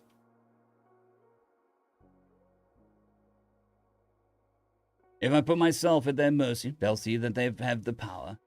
There's nothing to fear. It has to be me, and I won't be dissuaded. Then let us go with you, Eliska countered, nervously preening her fur. This could be my fault for the meltdown at the feast. We're a team. You don't have to sacrifice yourself alone. If they're going to kill aliens on sight, there's no reason for our whole first contact party to die. That level of carnage would give the United Nations pause, despite their communication. Despite their commitment to help. I won't risk our entire connection to the Bisons. There's been too much blood, sweat, and tears into the program. A decade of our lives. My stomach churned, knowing that I couldn't let Dustin venture off alone. Then I'm tagging along. This is my life's work, and I have to do my part to protect you. I'll make sure the Lassane government doesn't seek retribution in the event of our demise. I'm representing the FAI, not them. There's not a chance in hell. You're like one of the Kells. There's no chance in hell. You're like one of the Kells cultists, trying to be a martyr. Nailed it. There's no chance in you're trying to be one of Kells cultists, trying to be a martyr. Nalthar interjected. If you want the Lassane vote, you're taking... If you want a Lassane vote, you're taking both Tacia and I with you. We're in this together for now. For all Bisons. And don't worry, I won't go spewing my thoughts about the Tacia to their faces. We go the three of us, or we don't go at all. Got it? You could leave. You could leave a little room for debate, the human hesitated, a weary look in his eyes, but was unable to withstand the general's authoritative assertion. If you insist, but I don't like it. Putting people in harm's way isn't something I'm used to. That's why you're bringing a military man along. Too much naivety between you and Tacia. This ocean crisis sounds like a serious crap. This ocean crisis sounds like serious shit, and I won't let a single country doom our planet. I'll do whatever it takes to protect Ivrana. Thank you, I guess, I'll have your people, Thank you, Yes, I'll have our people get in touch with Lesman. We know how we're handling each of the factions. Dustin stood from the table, clearly having lost his appetite during our discussion. The flavorful fish cutlet that I had devoured suddenly felt heavy as a rock in my stomach, as it occurred to me what I had insisted on. I'd been watching the human lay himself out on train tracks, and I couldn't bear it. Just when Bisons discovered aliens, my life could be ending in a few days. There was some solace that I had lived to this point where we discovered extraterrestrial intelligence and had been the first Bison to see another planet. But there was still so much I wanted to learn. Sailing towards a continent known for torturing unwanted visitors on sight was suicide, even if it was the only way to attempt to save diplomatic relations. I rubbed the spot where my implant had been placed, feeling stress boiling within me. My first priority was to get a memory transcription before we departed for Tacia territory, in case this was my final week in the land of the living. I wanted my people to know that I was willing to sacrifice myself for this, and to know how truly excited I was about the newcomers. About these newcomers. When Dustin and Nulia got scanned before the ship launched tomorrow, I would quietly have my thoughts taken down. It would take a miracle of good faith. It would take a miracle of good faith from the nomads to depart alive. But the fact that they were friendly with Lassman counted for anything. We had no other choice to find out what third subspecies had hidden so much from the rest of base. We had no other choice to find out why the third... We had no other choice. We had no other choice to find out why the third subspecies had hidden so much from the rest of the Bussum kind. We had no other choice than to find out why. We had no other choice to find out why the third subspecies had hidden so much from the rest of bison kind. End of chapter.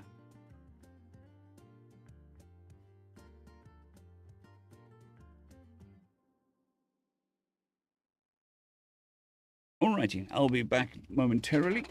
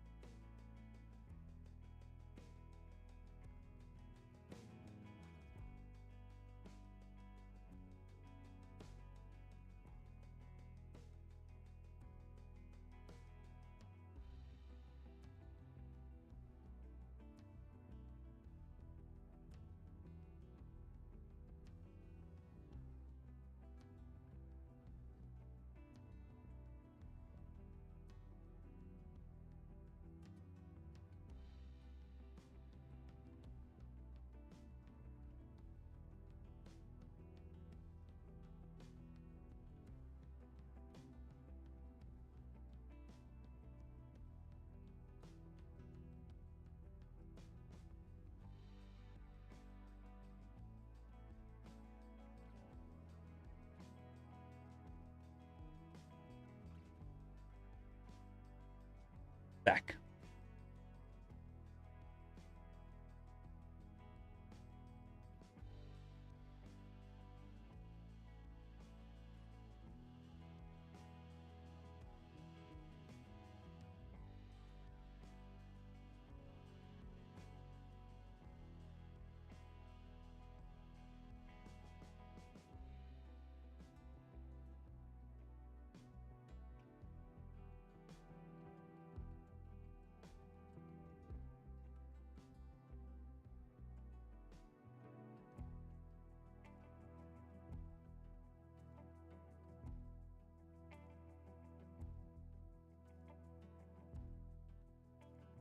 Yep, unfortunately. YouTube doing YouTube stuff. Greetings, ladies and gents, and welcome to this latest narration in the web series, The Nature of Predators. Greetings, ladies and gents, and welcome to this latest narration in the web series, The Nature of Predators, Book 2. If you're new to this series, there is a playlist listed down below in the description, and as always, I hope that you enjoy. Chapter 14.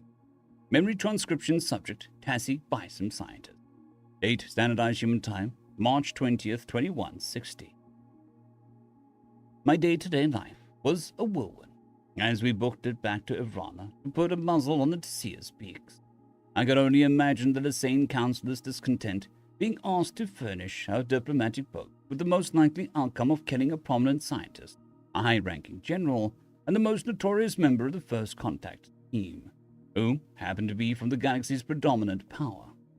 Renewed efforts were put into contacting Tacia through diplomatic channels, but the radio silence persisted. Knowing that my time might be ticking down, I studied every piece of alien media that I could on the ride back.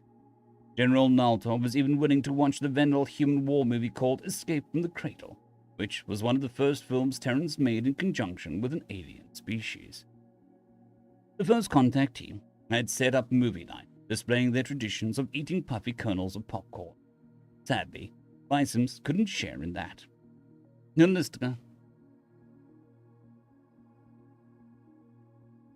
Eliska had come for the popcorn, but left before the movie's violent opening.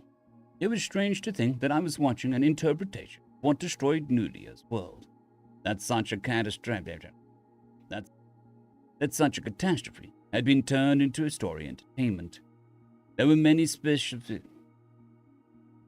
that Naltor and I didn't understand, such as the mass stampedes at the humans' arrival. I inferred that was what the cogent sociologist meant by her village panicking. I think that the galaxy found Dustin's kind that monstrous, to instill such senseless response. Was that how they saw Bicems? Would they see me as an abomination to run away from? That thought broke my heart into tiny pieces. I had grasped that there were prejudices against us, but not how fundamentally abhorrent we were to them. I wasn't sure what I could do to maintain our image that would transcend that fact. However much things had changed during the 23-year duration, Eliska's mind had kicked into flight mode when we welcomed her. Eliska's mind had kicked into flight mode as we welcomed her, and she had trained to face what we were, as though carnivores was something that required exposure to tolerate. We're risking our lives to save First Contact, not just because of opportunity of bison kind, but because Ivrana hangs in the balance. How am I supposed to not just fend off accusations of wanting to eat people, but to stop other bisons like the Tacia from panicking at the truth? How do humans do it?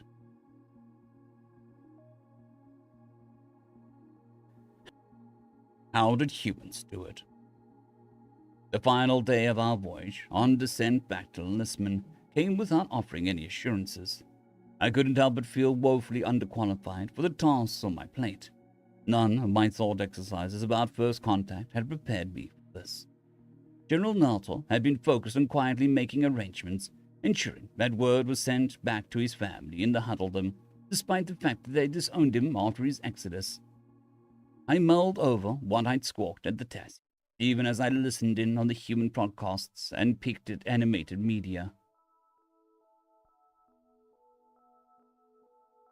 If only I could haul away and absorb knowledge about their lives. without complicated, burdening some. Without complications burdening some. Still, timed and slow for my trouble. Dustin, Neltor, and I loaded onto a small Lessium ferry, like fish swimming into a net, and listened to some alien music for part of the ride before giving up on my escape. Had enough of the Terran entertainment machine, Doctor. The human leaned out over the railing, admiring the sea spray and searching for the coastline. You still haven't peeked at our sports, Tacia. You might enjoy our fishing competitions. There's also some video games that are just about sailing or diving underwater. I leaned back with exhaustion. How can you be so calm with all that's hinging on our travels? We're almost within the range where the Tacia normally starts shooting. I'm at peace. I said my goodbyes to my adopted brother, Jamek. You would like his artwork. He's got a penchant for portraits, done some for really important individuals. I bet he'd nail your likeness. I bet he'd nail your likeness. He'd see the same fire in the universe that I see in your eyes. I hope that we get a chance to know each other better. I would have liked that, actually. What is it that you want to know? We have a few minutes left. Dustin tilted his head and thought. I wish I knew what you were like on a personal level. I think we'd be friends, Tacia, given enough time.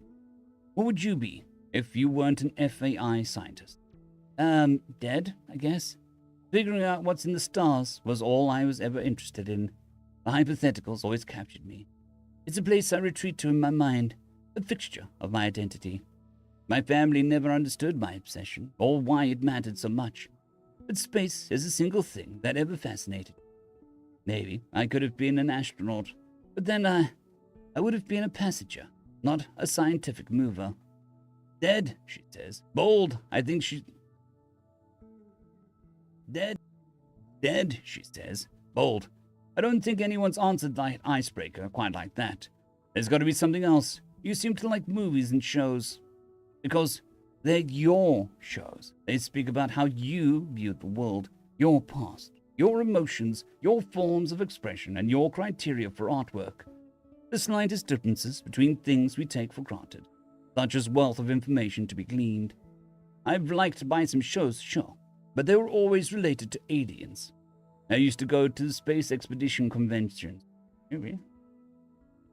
I used to go to the space expedition conventions, fictional by some explorers with a mission similar to the FAI.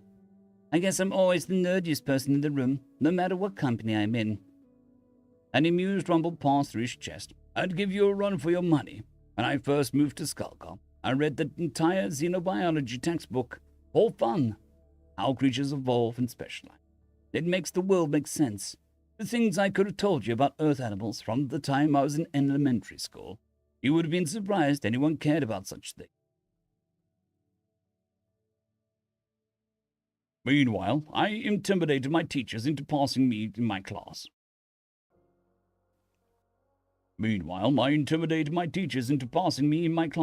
Naltor remarked, mischief twinkling in his eyes. Well, that's not true, but you believed it for a second. You got to be curious about something in the universe, Naltor. There had to be some subject that spoke to you. Do my strategy classes with the Solmor Military College count? Soft. That's not something that invokes wonder and curiosity. There's more to this world than fighting and killing. That's reductive thinking. It's important to know how to protect yourself from any threat. It's important to know how to protect yourself from any threat. There's some wisdom to be gleaned from your cleverness. There's some wisdom to be gleaned from cleverness of any kind, just like learning how scientists made their discoveries. Dustin mused. Tactics makes you think about what lines you're willing to cross. Beyond that, there's some lessons in war that translates to other parts of life. Never stop your enemy when they're making a mistake. Ha! I like that. It's a shame I don't see you as an enemy. So I had no choice but to try and stop you from this mistake. I could throw you overboard and save Tacia, the missiles. You are a disturbed man. The Tacia have to remember. You are a disturbed man. The Tacia have to realize a war with us isn't anyone's benefit. You are a disturbed man. The Tacia have to realize that a war with us isn't to anyone's benefit. We just need to assure them that we can work together despite this carnival crap. Yeah, the nomads don't... Yeah, the nomads don't do that working together shite. Naltor, shut up. The Selmo chuckled to himself, contented with the alien's rebuke. I stared at the enemy seas and thought over what Dustin had said about xenobiology, occupying all of his brain space. He might have been the first person who seemed to understand what it was like to need to learn everything possible about a subject, down to the smallest minutiae. Or someone like Naltor would find at a snooze fest. I would kill to get my flippers on a textbook like that. The things the humans could tell me about each species' evolution. There were 300 of them, and I knew so few. On account of that tragedy alone, I was determined to survive long enough to learn them all. I really just know the Vendel, Bjotel, Gojut, Thafki, Dirtian, Durton, Crocotl, and Oxel. There's so much left for me to learn. Whatever they think of Bisons, I have to show the Sapien Coalition who we are. I have to rise. The GPS locator showed that we crossed the official boundary of Tacia seas. I rose to my feet, waddling over to the receiver in case I needed to talk to them. If the nomads would shoot down Diplomat at once for the slightest intrusion, our fate was already sealed. My heartbeat quickened as I waited to see the supersonic missiles would crest the horizon. There was no sign of a response from Ulsh until an incoming transmission was targeted at us. The fact that we received a verbal warning was a positive sign. They didn't want the hostilities associated with shooting down a civilian boat, whatever Naltor might think. This is Ulsh Lighthouse, Lysane boat. Turn back at once. You're trespassing into Tacia territory, and no amount of goodwill between us gives you that right. A stern voice squawked through the radio. The speaker addressed us in flawless writ. I steadied myself before pressing a button in response. We need to speak to Tacia about the aliens. This affects all Bisons. We need to understand each other and be on the same page. If there's something you've learned about them, it benefits us all to share. If there's one moment where we have to work together, it is now. This will define the entire planet's future, whether it has one or all. Whether it has one at all. Whether it has one at all. The voice was quiet for a long moment. To whom am I speaking? Dr. Tacia, with fishing for alien intelligence. I'm a scientist. Our ferry is diplomatic and unarmed. You're welcome to search it, or to transfer us to one of your ships, if that's your concern. We need to have a conversation and get channels reopened. Please, at least hear out what we've learned. It can only help you. What is your name? Zulk. I'm in charge of the Tacia Coast Guard. You're fortunate I have the authority to not shoot you down. What you've said about Ivana having a future, it's why, if you knew what's good for you, you'd cut ties with the alien. You'd see through all those grand promises Dustin told the crowds about peace and progress. Don't trust that thing. Why are you so certain these aliens are a bad thing? I'm sure whatever's soured your opinion, it can be explained. I strongly doubt that. The sands of Ulsh were beckoning visible. I strongly doubt that. The sands of Ulsh were becoming visible on the fringes of my vision, along with a waiting army of Tacia on speedboats. The lighthouse was further back, rusted and looming over the obstruction. The lighthouse was further back, rusted and looming over the obscured continent. This is your last warning, Tacia. Turn the feck back. You'll have to shoot me, Zulk. Is that what... You'll have to shoot me, Zulk. Is that what the Tacia stand for? Gunning down scientists who want nothing more than world peace and to represent Bisons in a unified way. I didn't believe it was. Neither did that alien, who was willing to risk his life to understand why you're afraid of him. If you have concerns about Dustin, the best way to handle them is to question him in person. The alien is aboard your vessel? He is. And he's aware of your threat to shoot him on sight. That he's not welcome. We're all aware that we're not welcome. Dustin wanted to go alone so that he wouldn't endanger us. He came all this way to try and save Ivana, and he's willing to die for our sake, Zulk. You have to listen. I'm listening. It might be valuable to subdue him and acquire intelligence, since it appears he can't fight back. Questioning a Xeno alive. The only prospect more fascinating than putting him at the bottom of the sea. My beak parted in alarm. Just what are you thinking of doing to him? That depends on the answers Dustin gives, I imagine. Don't worry your little head, Ritrala. I'll ask for clearance from the elders on how to proceed, and I might be able to tell you everything soon. It might be beneficial for us to stop Lassman from crawling into a tight box with these terrors. Naltor shoved me aside, features grimacing with outrage. What are you going to do with us in the meantime? Ah, the Selmo General from the broadcast. Nelter, is it? We're going to detain you, since you so expressly wished to talk. I can probably let you watch as we extract information from that thing by any means necessary. Stop this madness. What is wrong with you? Stop this madness. What is wrong with you? You can't lay a flipper on him. Dustin might be an alien, but he's a civilian, a humble scientist, and a surprisingly pleasant fellow at that. Civilian? As if that matters. Whatever think you know, Salmo, save your breath. You and your alien friend better lie out, face down on the deck. Resist, and we'll put a bullet in your skulls. Why don't you pass that message along? Wait, Zulk, I don't have to be like... Wait, Zulk, it doesn't have to be like this. We could talk over the radio, I pleaded. Dustin would talk willingly. He better. I'll see you soon, Tacia. Zulk disconnected from the channel. As the Coast Guard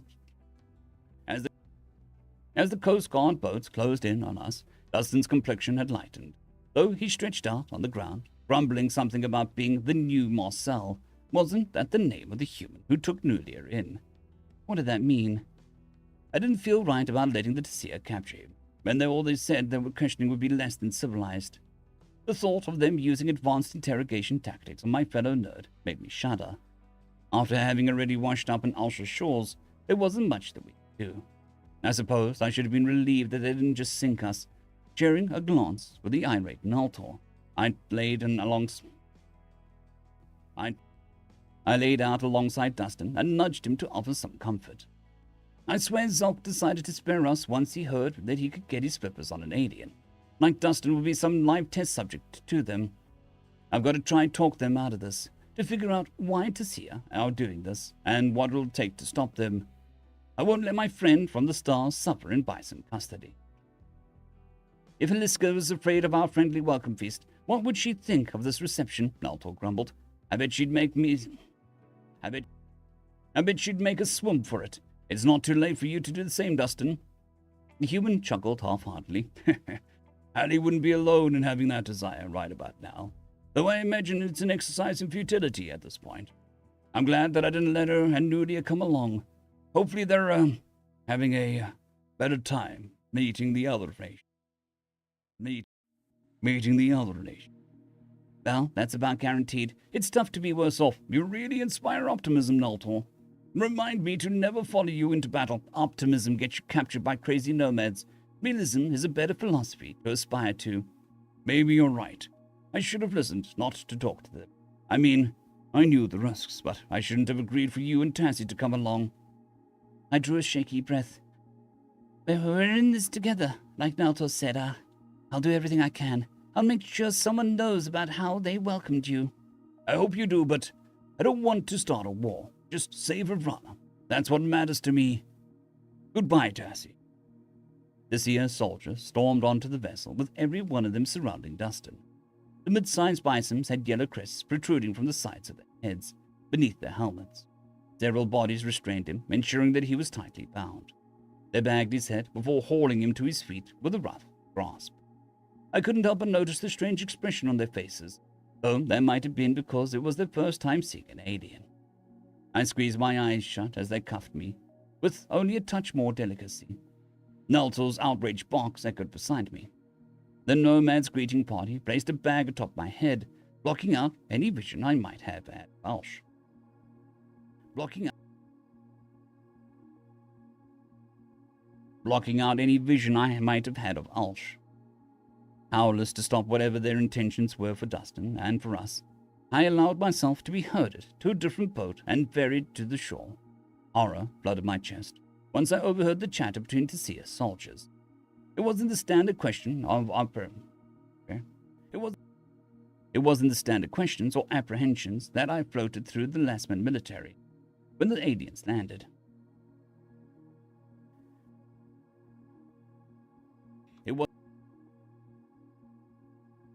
It wasn't the standard questions or apprehensions that floated through the Lasman military when the aliens landed.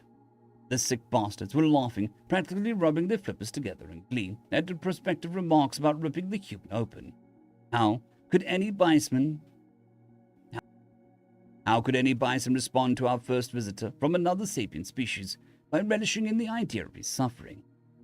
I couldn't begin to understand what would drive such a sickening behavior. General Nalto had been right about this being a mistake, no matter how necessary it seemed to our mission. As we disembarked onto dry land, I racked my brain in desperation to think of a way to get the human out unharmed. If the Tacia wanted to torment Dustin, they'd have to get through me. I would fight to stop this, in any way that I could.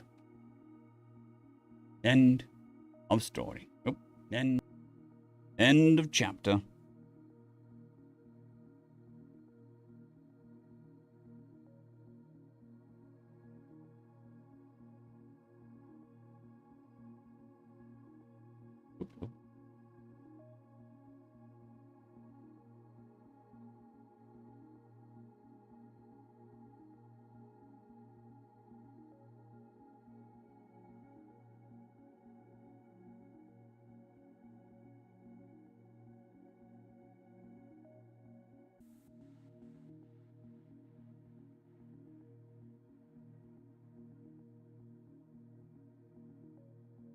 Okie dokie.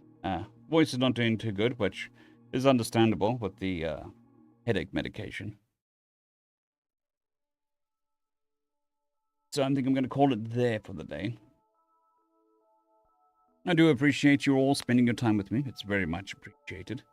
I hope that you have a fantastic day, night, morning, whatever it may be. And I'll see you again tomorrow. Same time, same place.